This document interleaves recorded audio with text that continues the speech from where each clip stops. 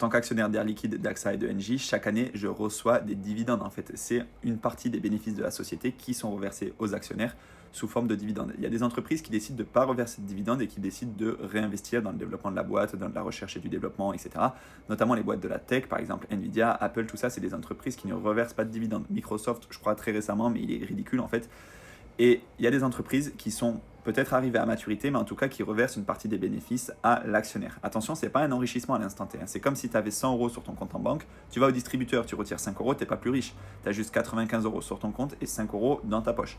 Le dividende, c'est la même chose, c'est un détachement du prix de l'action. Et après, si l'action repasse plus haut, là, tu seras en plus-value. L'avantage du dividende, c'est que si tu le reçois dans un PEA, tu n'es pas taxé dessus. Alors que sur un compte titre, tu seras taxé à hauteur de la flat tax, donc 30% d'imposition sur tous tes dividendes.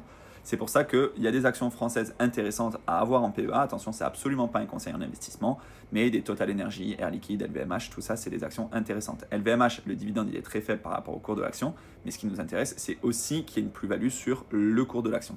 Voilà, si ça t'intéresse, n'hésite pas à me poser des questions dans les commentaires. Si tu veux ouvrir un PEA, tu passes par une banque en ligne, Fortunéo, Bourse Direct, Boursorama et Trade Republic, c'est les meilleures banques. Il y en a qui ouvrent encore des PEA dans leur banque traditionnelle, c'est chargé en frais et c'est les frais composés sur le long terme. C'est comme les intérêts composés.